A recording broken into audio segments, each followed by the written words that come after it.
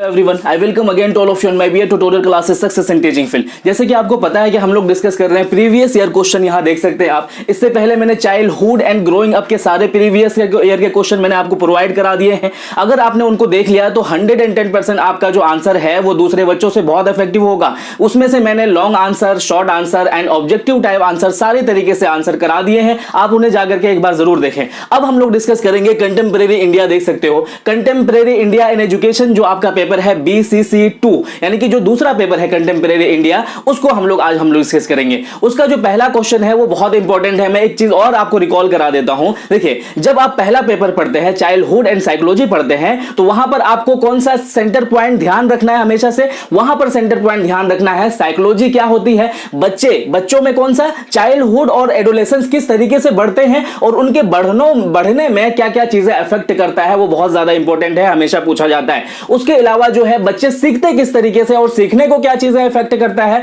वो सारी चीजें बहुत ज्यादा कंपलसरी है। उसी तरीके से इस पेपर का जो सेंटर पॉइंट होगा, वो सेंटर पॉइंट क्या होगा? वो होता है आपका diversity of society, diversity of education, equality of education and policy of education. ये 3 पॉइंट इस पूरे पेपर में है। इन्हीं 3 पॉइंट से हमेशा क्वेश्चन पूछे जाते हैं, क्योंकि इस पेपर का यही सेंटर पॉइंट है। क्या है? पहला, डाइवर्सिटी आपको समझना है अच्छे तरीके से, जो मैं आज आपको बहुत अच्छे से क्लियर कर दूंगा। उसके बाद क्या समझना है आपको? इनइक्वालिटी को क्वालिटी में क्या कहते हैं कि किस तरीके से बदलना है, इनइक्वालिटी को किस तरीके से हमें समझना है। उसके बाद है एजुकेशन पॉलिसी क्या क्या बनाई गई है। यही 3 चीजें इस पेपर में पूरी तरीके से सेंटर पॉइंट पे डिस्कस करता है। ठीक है, यही चीजें हम आपको समझाएंगे और मैं आपको 110% श्योरिटी देता हूं कि ये क्वेश्चन हमेशा पूछे जाते हैं और इस साल भी पूछे जाएंगे। मैंने पूरी तरीके से क्या कर लिया है, एक एनालिसिस कर लिया है, एक कंक्लूजन निकाल लिया है पिछले 5 सालों में जो पूछा गया है, और वही चीजें आज मैं आपसे डिस्कस कर रहा हूं। आज का जो पहला क्वेश्चन है जिस पर हम लोग डिस्कस करेंगे, यहां देख सकते हैं आप,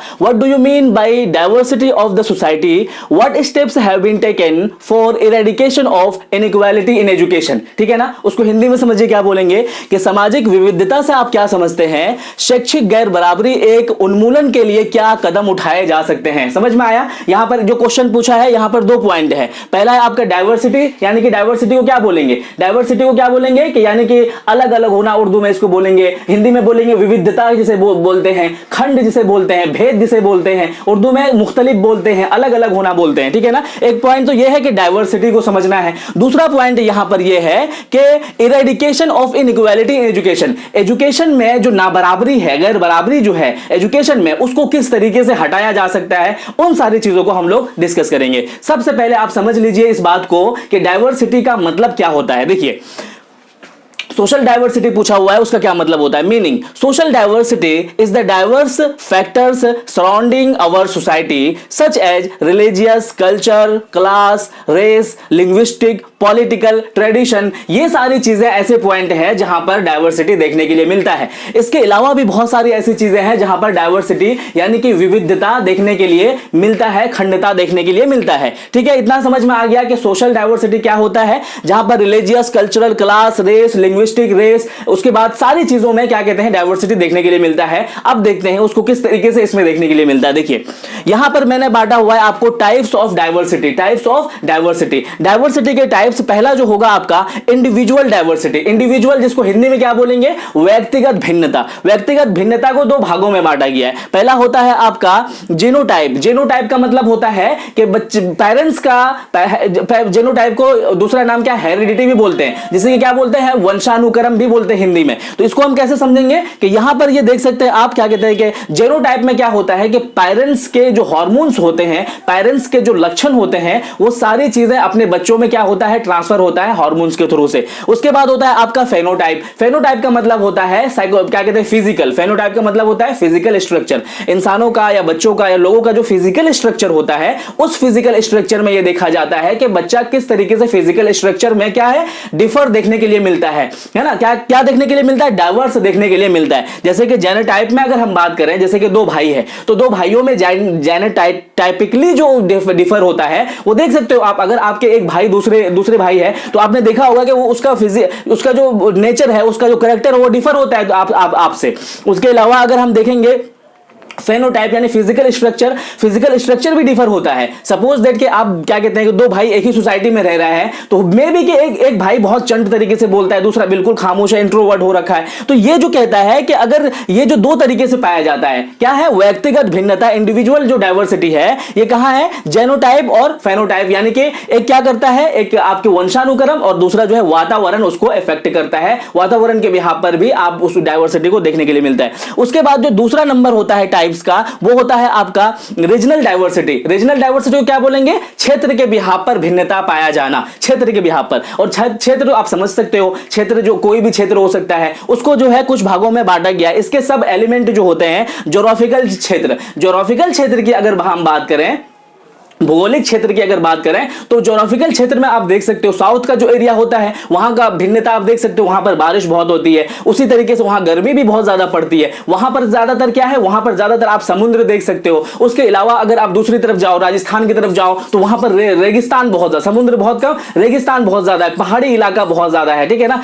हिमालय की तरफ चला जाओ, वहां पहाड़ी बर्फीले है। तो कहने का मतलब है कि ज्योग्राफिकल क्षेत्र भी डिफर पाया जाता है। राजस्थान को आप देख लोगे, उसके बाद गुजरात को आप देख लो, उसके बाद दूसरी जगहों को देख लो, ज्योग्राफिकल क्षेत्र जो है यहां पर डिफर पाए जाते हैं। उसके बाद होता है आपका हिस्टोरिकल की अगर बात करें, तो हिस्टोरिकल में सारी चीजें डिफर पाया जाता है। जैसे हिस्टोरिकल की अगर हम बात करें, तो हमारा ट्रेडिशन, हमारा तरीका जो कहता था, उसके बिहाफ पर सपोज दैट कि अगर मैं इंडिया की बात करूं, तो इंडिया हमारा जो सोसाइटी है इंडिया का, वो किस पर डिपेंड है, वो पूरा का पूरा डिपेंड है अपने ट्रेडिशन पे, अपने रिलीजियस पे, अपने क्या कहते हैं कि स्पिरिचुअल पावर पे। लेकिन वही चीज अगर हिस्टोरिकल बैकग्राउंड की बात करें, यूरोप की बात करें, तो यूरोप किसी कल्चर को नहीं मानता है, यूरोप किसी रिलीजियस को नहीं मानता है, उसके लिए भगवान कोई बड़ी चीज नहीं होती है। लेकिन हमारा जो हिस्टोरिकल बैकग्राउंड होता है, पूरा का पूरा डिपेंड किस पर होता है कि हमारे भगवान है, हमें मरना है, हमें उसके बाद क्या कहते हैं कि जन्नत जहन्नम का एक रास्ता मिलेगा। तो ये जो हिस्टोरिकल बैकग्राउंड होता है ना, वो सारी चीजें आपको देखने के लिए मिलेगा डाइवर्स में। उसके बाद आप देख सकते हो पॉलिटिकल की अगर हम बात करें, तो हमारे इंडिया में क्या पाया जाता है, हमारे इंडिया में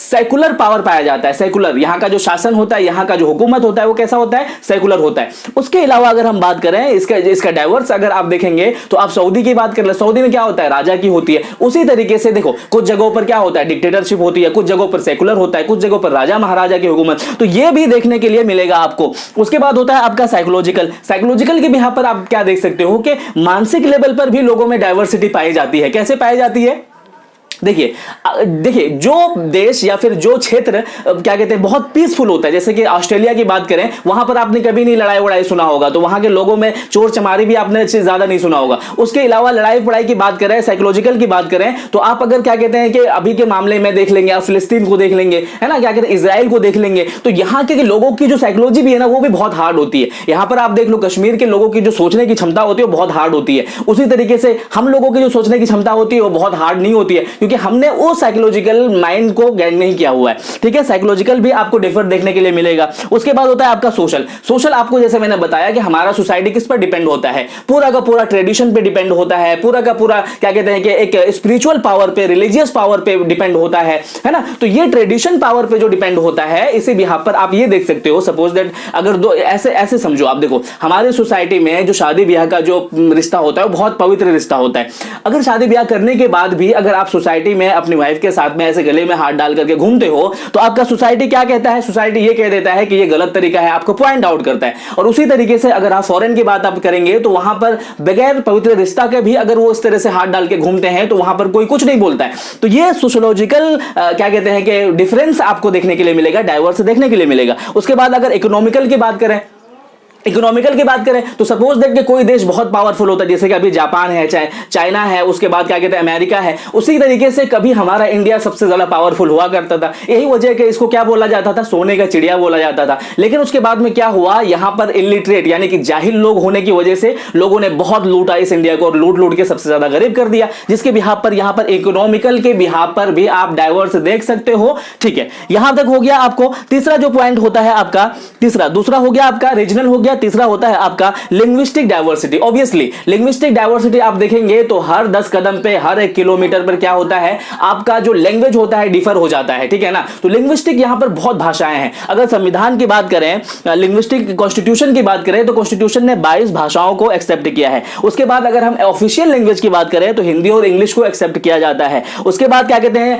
यहां पर जो डायलेक्ट है और उसके बाद लैंग्वेजेस है वो तकरीबन 1652 यानी कि 1652 लैंग्वेजेस या डायलेक्ट बोले जाते हैं। उसके बाद अगर इसको डिफाइन करके हम बताएं तो वो कैसे होगा, इंडो आर्यन में हमारा हिंदी, उर्दू, राजस्थानी, गुजराती, सिंधी, ये भाषाएं इंडो आर्यन में आता है, यानी कि इस नॉर्थ के इस साइड में जो भाषाएं होती है। उसके बाद होता है आपका द्रविडियन में कौन सा होता है, तमिल के भाषाएं जो होती है, यानी कि साउथ एरिया की जो भाषाएं होती है। उसके बाद ऑस्ट्रिक देख सकते हैं आप। उसके बाद क्या कहते हैं कि तिब्बती भाषाएं। तो ये भाषाएं जो है भाषा के बिहार पर भी हमारे इंडिया में बहुत डिफर पाया जाता है, बहुत डाइवर्स पाया जाता है हमारे इंडिया में। यहां तक समझ में आया। उसके बाद जो चौथा पॉइंट होता है टाइप्स का, वो होता है आपका रिलीजियस। ऑब्वियसली रिलीजियस के बिहार पर भी हमारा इंडिया बहुत तरीके से बटा हुआ है। कैसे कैसे बटा हुआ है, यहां पर बड़े बड़े जो क्या कहते हैं धर्म होते हैं, रिलीजियस होते हैं। देखिए हिंदू है, मुस्लिम है, सिख है, क्रिश्चियन है, बौद्ध है, जैन है, ये सारे जो है धर्म में बटे हुए हैं। और यहां पर धर्म के बिहार पर भी क्या होता है, डाइवर्स देखने के लिए मिलता है।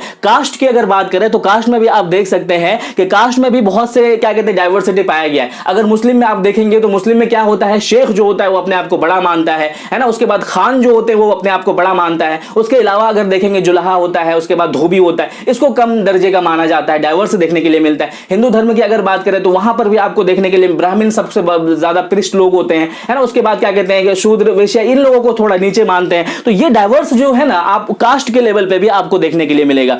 ट्राइब डाइवर्सिटी की अगर बात करें तो ट्राइब में भी लोग बटे हुए हैं। ट्राइब्स के भी अलग अलग जाति है ना। कुछ हून ट्राइब्स है, कुछ हुमान ट्राइब्स है। तो ये ट्राइब्स भी अलग अलग तरीके से बटे हुए हैं और ट्राइब्स के लेवल पर भी ये डाइवर्सिटी देखने के लिए मिलता है। यानी कि कोई बैकवर्ड क्लास से है, कोई ट्राइब क्लास से है, कोई एससी एसटी के क्लास से है, तो ये भी डाइवर्सिटी आपको देखने के लिए मिलेगा। अब इतना देखिए, टाइप्स आपने समझ लिया, डाइवर्सिटी का टाइप समझ लिया, उसका डेफिनेशन समझ लिया। अब हम समझेंगे कि लेवल ऑफ डाइवर्सिटी, 2 लेवल पर डाइवर्सिटी को बांटा जाता है। पहला लेवल होता है आपका प्राइमरी लेवल। प्राइमरी लेवल में क्या क्या आता है, एज के बिहाफ पर आप देख सकते हैं कि कुछ की एज ज्यादा होती है, कुछ की एज कम होती है, जिसके बिहाफ पर आप डाइवर्सिटी देखने के लिए मिलेगा आपको। क्योंकि जो बच्चा है ना, बच्चे की मानसिक क्षमता है उतनी ज्यादा एक्सपीरियंस्ड नहीं होती है जितनी बड़ों की होती है। तो एज के बिहाफ पर भी डाइवर्सिटी देखने के लिए मिलता है, जो प्राइमरी लेवल में आता है। उसके बाद होता है आपका हेरिटेज। हेरिटेज का मतलब क्या होता है, वही जो मैंने बताया आपको, जेनेटिक्स के बिहाफ पर, वंशानुक्रम के बिहाफ पर भी चीजें क्या होता है, डाइवर्स देखने के लिए मिलता है। जैसे उसके बाद होता है आपका जेंडर। जेंडर भी आप देख सकते हो अलग अलग है ना। कोई लड़का है, कोई लड़की है, कोई बच्ची है, कोई मुन्ना है, कोई क्या कहते हैं कि ट्रांसजेंडर है। तो ये भी देखने के लिए आपको मिलेगा। उसके बाद आप फिजिकल देख सकते हो। फिजिकल के बिहाफ पर भी डाइवर्स देखने के लिए मिलता है कि कुछ बच्चों का शरीर बहुत फैला हुआ है, कुछ का कम है, तो ये भी देखने के लिए मिलेगा। कुछ का वजन, कुछ का वेट, कुछ का हाइट, कुछ का मानसिक क्षमता एक बच्चे से बहुत ज्यादा है, ये भी डाइवर्सिटी आपको देखने के लिए मिलेगा। उसके बाद सेक्स के बिहाफ पर आप देख सकते हो कि सेक्स के बिहाफ पर भी डाइवर्सिटी आपको सोसाइटी में देखने के लिए मिलेगा।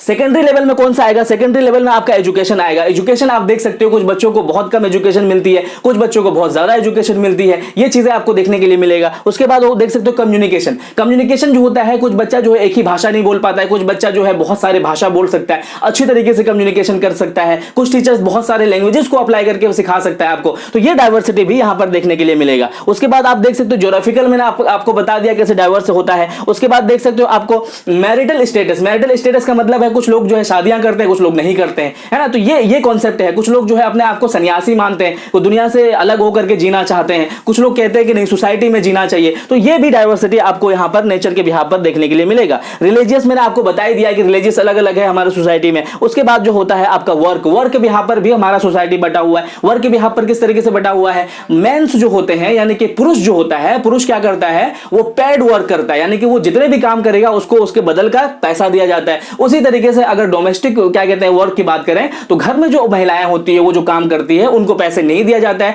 तो वर्क के बिहाफ पर भी हमारा जो सोसाइटी है बटा हुआ है। तो ये डाइवर्सिटी हमारे सोसाइटी में पाया जाता है। इन डाइवर्सिटी को हमारे सोसाइटी में देखा जाता है। इसके अलावा भी बहुत सारी डाइवर्सिटी है जो आप अपनी सोसाइटी में देख सकते हो। लेकिन ये जो आपका क्वेश्चन पूछा हुआ है कि सोशल डाइवर्सिटी से आप क्या समझते हो, डाइवर्सिटी ऑफ द सोसाइटी से आप क्या समझते हो, सोसाइटी में ये सारी डाइवर्सिटीज पाई जाती है। और इतना आंसर आपके लिए ये बहुत सफिशिएंट है, बहुत काफी है, इससे ज्यादा आपको परेशान होने की जरूरत नहीं है। अब जो दूसरा पॉइंट है उसको समझिए, आपका आंसर तभी कंप्लीट होगा। देखिए ये तो समझ में आ गया कि ये सारे डाइवर्सिटी है हमारे सोसाइटी में पाए जाते हैं, हम मानते हैं। और एक बात याद रखो, देखो ये जो विविधता है, ये जो भेद है, मगर उसमें क्या है, उसमें क्या कहते हैं कि भेद है मगर क्या है कि उसमें डिफर नहीं है। जैसे बोलते हैं ना कि भिन्नता में एकता हमारी सोसाइटी में पाया जाता है ना। तो ये चीजें बहुत जरूरी है। सपोज दैट के कुछ लोग ये मानते हैं कि ये जो भिन्नता है वो बहुत गलत है, ये जो भिन्नताएं हैं वो नहीं होनी चाहिए थी हमारी सोसाइटी में। लेकिन एक बात बताओ, ये भिन्नताएं ही है जिसके बिहाफ पर हम क्या करते हैं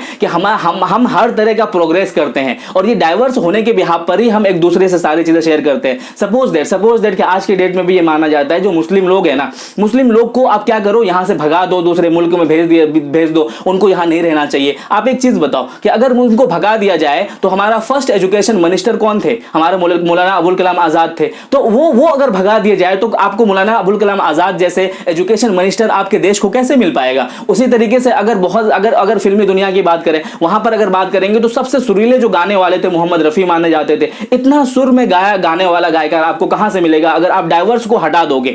उसके अलावा अगर बहुत अच्छा स्क्रिप्ट राइटर की बात करें, है ना, तो जावेद अख्तर, इससे ज्यादा आपको अच्छा राइटर कहां से मिलेगा? उसके अलावा अगर आप म्यूजिक की बात करें, ए.आर. रहमान, आपको इससे ज्यादा अच्छा कहां मिलेगा? तो कहने का मतलब है कि ये डाइवर्स जो है आपके हर तरह के प्रोग्रेस में क्या करता है, बढ़ावा देता है, और आपके मेंटेलिटी को बहुत ज्यादा क्या कहते हैं कि बढ़ावा देता है। तो यहां तक समझ में आया डाइवर्स क्या है, और डाइवर्स जरूरी है आपके लिए, क्योंकि डाइवर्स होने के बिहाफ पर ही हम सारी रिलीजियस के रेस्पेक्ट करते हैं, सारे रिलीजियस को, लैंग्वेजेस को, हर चीजों को हम लोग समझते हैं। डाइवर्स आपको समझ में आ गया। अब बात यह है कि हमारा जो डाइवर्स एजुकेशन है, उस एजुकेशन को इनइक्वालिटी जहां पर है उसको इक्वालिटी में कैसे बदला जा सकता है, कैसे कैसे अवसर दिया जा सकता है बच्चों को कि उनको जो है समानता का अवसर मिल सके।